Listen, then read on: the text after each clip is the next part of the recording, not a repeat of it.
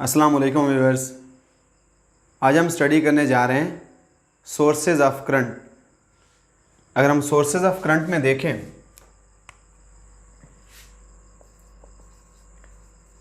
All the sources of current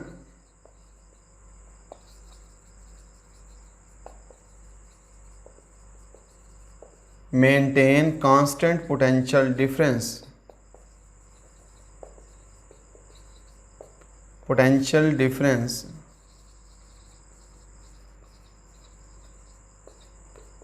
across the ends of a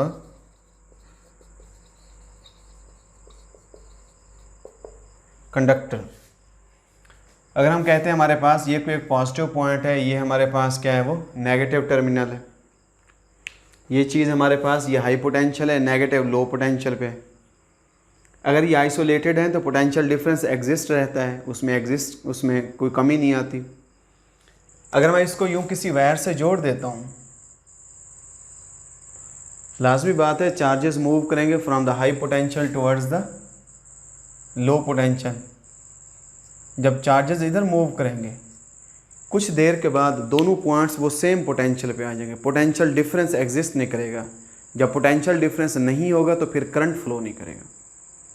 तो current के flow करने के लिए अगर फ़र्ज़ करें ये हमारे पास ये कंडक्टर है, अगर मैं चाहता हूँ कि इस कंडक्टर में से करंट कांस्टेंट फ्लो करे, यहाँ पे पॉजिटिव और यहाँ पे जो नेगेटिव है, वो पोटेंशियल हमेशा हमारे पास क्या होना चाहिए, वो कांस्टेंट होना चाहिए। यहाँ पे पोटेंशियल डिफरेंस को कांस्टेंट रखने के लिए हम ये सिंपल एक बैटरी भी ले सकते हैं। ये पॉजिटिव, ये उसका, ये बैटरी का पॉजिटिव टर्मिनल है, ये नेगेटिव। हम यहाँ पे ड्राई सेल भी लगा सकते हैं, हम इलेक्ट्रिक जनरेटर भी लगा सकते हैं, थर्मोकपल भी लगा सकते हैं। तो मुख्तलिफ़ डिवाइसेस लगा सकते हैं।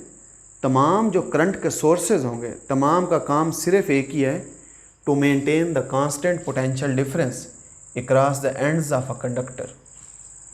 अगर मैं उसकी एग्जांपल ले लूँ,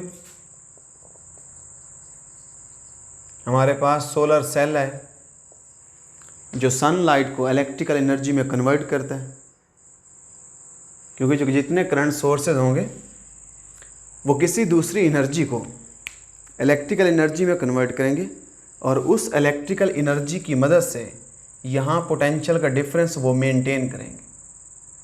तो सोलर सेल कौन सी एनर्जी को कन्वर्ट करते हैं?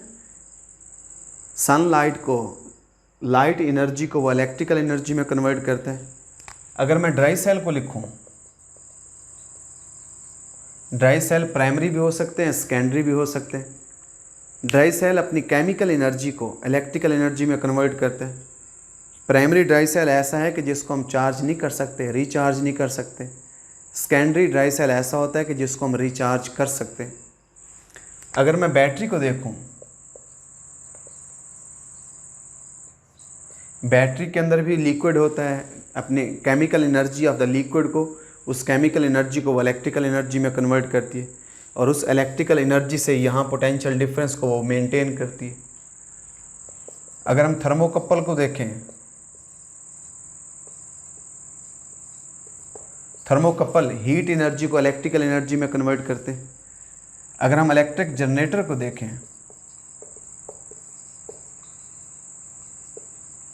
इलेक्ट्रो जनरेटर रोटेट करता है, घूमता है, उसके अंदर उसकी रोटेशन की वजह से उसकी मैकेनिकल एनर्जी जो है वहाँ से इलेक्ट्रिकल एनर्जी पैदा करती है और उस इलेक्ट्रिकल एनर्जी से जनरेटर किसी भी कंडक्टर के अक्रॉस कांस्टेंट पोटेंशियल डिफरेंस वो प्रोवाइड करता है। तो यूँ अगर हम चाहते हैं कि किसी सर्किट में से वो कांस्टेंट करंट फ्लो करे, अगर हम कांस्टेंट करंट फ्लो करवाना चाहते हैं तो लाजमी बात है हमें ये करंट सोर्स चाहिए। करंट सोर्स क्या करेगा, वो नॉन इलेक्ट्रिकल एनर्जीज़ को इलेक्ट्रिकल एनर्जीज़ में कन्वर्ट करेगा और उसकी वजह से वो इलेक्ट्रिकल पोटेंशियल को वो मेंटेन करेगा। अगर मैं इफ़ेक्ट्स ऑफ करंट में देखूं, ये हमारे पास सोर्सेज ऑफ करंट है। अगर हम देखें कि हमारे पास जो करंट है, करंट के इफ़ेक्ट्स क्या हैं, करंट के हम 3 इफ़ेक्ट्स हम डिस्कस कर देते हैं। इफ़ेक्ट्स ऑफ करंट में है, फर्स्ट हम ले लेते हैं, हमारे पास है उसका हीटिंग इफेक्ट।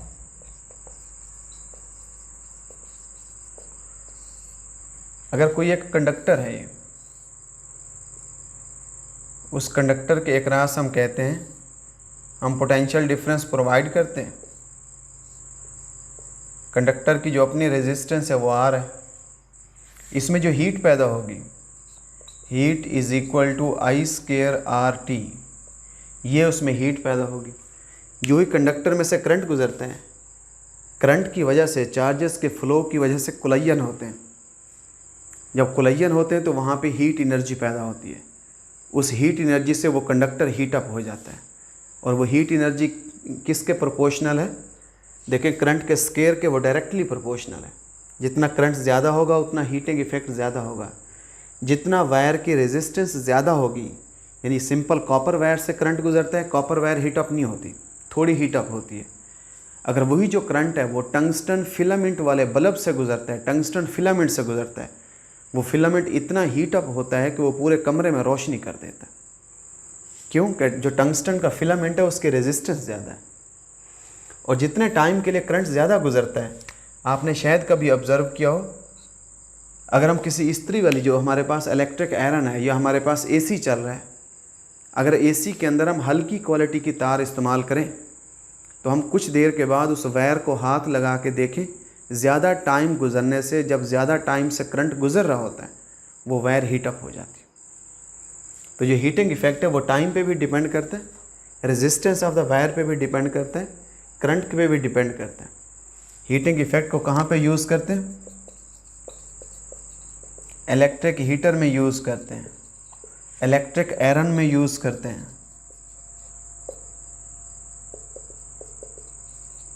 इलेक्ट्रिक केटल में यूज़ करते हैं, टंगस्टन फिलामेंट बल्ब में यूज़ करते हैं। ये मुख्तलिफ उसकी एप्लीकेशंस हैं। अगर हम दूसरा उसका इफ़ेक्ट देखें, करंट का दूसरा इफ़ेक्ट है हमारे पास मैग्नेटिक इफ़ेक्ट है।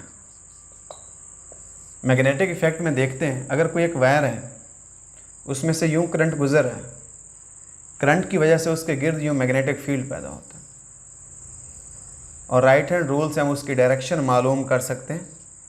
अगर करंट किसी वायर में से, वायर को यूं पकड़ें राइट हैंड से, जो थंब है वो कन्वेंशनल करंट की डायरेक्शन में हो, जो फिंगर्स हैं वो बताएंगे कि मैग्नेटिक फील्ड की ये डायरेक्शन है।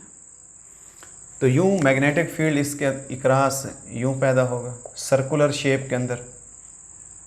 तो हम कहते हैं जितने भी हमारे पास मूविंग चार्जेस होते हैं, मूविंग चार्जेस को करंट्स कहते हैं, हमेशा मूविंग चार्जेस की वजह से मैग्नेटिक फील्ड पैदा होता है।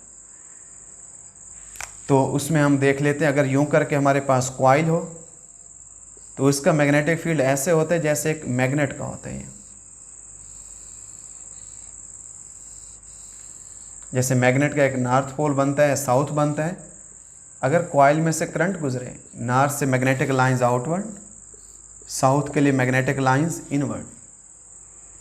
अगर करंट यूं करके ऐसे फ्लो कर रहा है, ऐसे फ्लो कर रहा है, अगर करंट यूं फ्लो कर रहा है, हमारे पास ऐसे करंट है कि यहाँ से करंट इन होता है, नीचे से करंट यूं आउट होता है। अगर करंट यहाँ से फ्लो कर रहा है कि कॉइल है, कॉइल से ऊपर से करंट यूं आता है, नीचे से इन, तो ये उसका नॉर्थ बनेगा। तो यूं जो करंट कैरिंग कॉइल होती है एक बार मैग्नेट की तरह बिहेव करती है। एक जो सिंगल कॉइल है, वायर है, उसके गिर्द भी सर्कुलर शेप में मैग्नेटिक फील्ड पैदा होता है।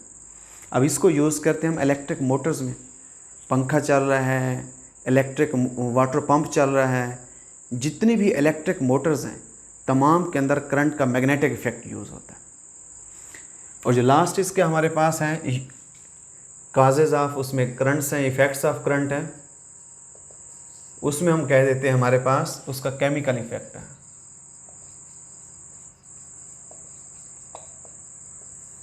केमिकल इफेक्ट ये है कि फ़र्ज़ करें हमारे पास ये एक कंटेनर है, इस कंटेनर को बोल देते हैं ये वोल्टामीटर है। इस वोल्टामीटर के अंदर हम कॉपर सल्फेट को फिल कर देते हैं। यहाँ पे ये कॉपर सल्फेट है, कॉपर सल्फेट का सॉल्यूशन है। अब ये कंडक्टर है, इसमें से करंट गुजरता है। जिस लिक्विड में से करंट गुजरता है उस लिक्विड को इलेक्ट्रोलाइट कहते हैं। तो कॉपर सल्फेट एक इलेक्ट्रोलाइट है। अगर यहाँ मैं इसमें इलेक्ट्रोड रख देता हूँ, एक हमारे पास ये दोनों इलेक्ट्रोड्स कॉपर के बने हुए हैं, एक हमारे पास ये पॉजिटिव बैटरी के टर्मिनल से जोड़ देते हैं, इसको एनोड कहते हैं। इसको हम बैटरी के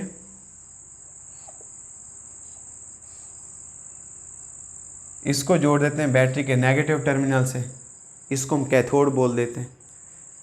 मैं यहाँ पॉजिटिव कोई रेजिस्टेंस लगा के यहाँ पे बैटरी जोड़ देते हैं। अब हमने ये पोटेंशियल डिफरेंस, ये वाला पोटेंशियल डिफरेंस हमने इन इलेक्ट्रोड्स पे दे दिए। जो ही पोटेंशियल डिफरेंस देते हैं, जो कॉपर सल्फेट है वो अपने आयंस में, कॉपर आयन और सल्फेट आयन में डिसॉल्व होता है, डिसोसिएट होता है। जब कॉपर सल्फेट के यहाँ पे आयंस बन जाते हैं, कॉपर का पॉजिटिव आयन है और सल्फेट का ये नेगेटिव आयन है। जब ये आयन बन जाते हैं तो जो पॉजिटिव आयन है, पॉजिटिव आयन को नेगेटिव इलेक्ट्रोड जो है, जिसको हम बोल देते हैं हमारे पास कैथोड है, कैथोड अपनी साइड पे खींचेगा। ये जो कॉपर है, कॉपर इधर मूव करेगा, कॉपर वहाँ पे जाके 2 इलेक्ट्रॉन्स पकड़ेगा, 2 इलेक्ट्रॉन से मिलके वो कॉपर न्यूट्रल एटम के अंदर वो चेंज हो जाएगा। जितने कॉपर के जो आयंस वहाँ पे पहुँचेंगे उसका ये रिज़ल्ट होगा, इसके नेगेटिव जो हमारे पास ये इलेक्ट्रोड है, जो कैथोड है, कैथोड के ऊपर यू कॉपर की एक लेयर सी पैदा हो जाएगी। कॉपर की एक लेयर जो है उस टर्मिनल के ऊपर जाके वो जमना शुरू हो जाएगी। अब इधर से क्या होगा, सल्फेट यहाँ से कॉपर के एक आयन पकड़ेगा एनोड से, एनोड से कॉपर का एक आयन जो है वो सॉल्यूशन के अंदर इन होगा, वो सल्फेट आयन से मिलेगा, वो सल्फेट के नेगेटिव आयन से मिलेगा, उससे सॉल्यूशन के अंदर जो कॉपर सल्फेट का सॉल्यूशन है उसके अंदर वो कॉपर सल्फेट बनेगा। यूँ जो कॉपर सल्फेट का सॉल्यूशन है उसकी डेंसिटी कांस्टेंट रहेगी। अगर एक आयन कॉपर का इधर चला गया तो एनोड से एक आयन जो है वो सॉल्यूशन के अंदर वो इन होके वो उसको सल्फेट के साथ वो मिल के कॉपर सल्फेट बना रहा है। तो यूँ करके हम कहते हैं कि एक तो सॉल्यूशन की डेंसिटी कांस्टेंट रहती है और मुसलसल जो आयंस होते हैं वो इस कैथोड के ऊपर जाके, ये जो कैथोड है, आयंस इस कैथोड के ऊपर जाके वो डिपॉजिट होते हैं। ये एनोड है,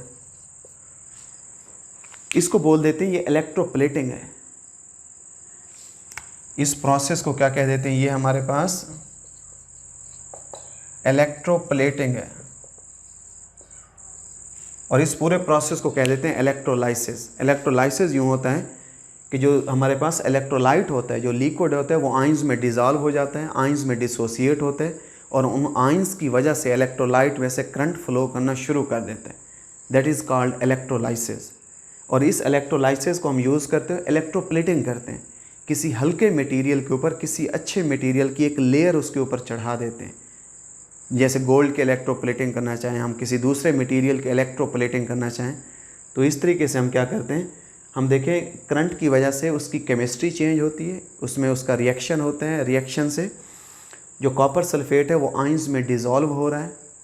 तो यूँ जो उसके आयंस बनते हैं इसको बोल रहे हैं कि ये हमारे पास केमिकल इफ़ेक्ट ऑफ करंट। यानी आज के टॉपिक में हमने क्या पढ़ा है, हमने सबसे पहले तो ये पढ़ा है कि हमारे पास करंट के सोर्सेज क्या होते हैं। करंट के सोर्सेज वो तमाम सोर्सेज हैं जो किसी दूसरी एनर्जी को इलेक्ट्रिकल एनर्जी में कन्वर्ट करते और उस इलेक्ट्रिकल एनर्जी की वजह से कंडक्टर के ये एंड्स हैं, कंडक्टर के एंड्स के ऊपर पोटेंशियल डिफरेंस को मेंटेन करते हैं। जब कांस्टेंट पोटेंशियल डिफरेंस होगा फिर हमेशा कांस्टेंट करंट फ्लो करेगा। इसके बाद हमने सोर्सेज ऑफ करंट में देखा है, इसके इफ़ेक्ट्स ऑफ करंट में देखा है। इफ़ेक्ट्स ऑफ करंट में हीटिंग इफ़ेक्ट है जिसको हीटर में यूज़ करते हैं। मैग्नेटिक इफ़ेक्ट है, करंट की वजह से मैग्नेटिक फील्ड पैदा होते हैं, इलेक्ट्रिक मोटर्स में यूज़ करते हैं। करंट्स की वजह से केमिस्ट्री चेंज होती है, जो लिक्विड होता है वो आयंस में डिसॉल्व हो रहा है, ये केमिस्ट्री चेंज हो रही है। और उसके जो आयंस में जब डिसॉल्व होता है आयंस की वजह से वो करंट फ्लो करता है। तो ये हमारे पास केमिकल इफ़ेक्ट ऑफ करंट है। आप इनको स्टडी करें, कहीं कोई प्रॉब्लम आ रहा है आप बड़े एतमाद के साथ आप क्वेश्चन पुट करें, इंशाल्लाह आपको पॉजिटिवली और टाइम के ऊपर आपको उसका रिस्पांस दिया जाएगा, उसके ऊपर प्रॉपर आपको उसका आंसर दिया जाएगा। Thank you so much.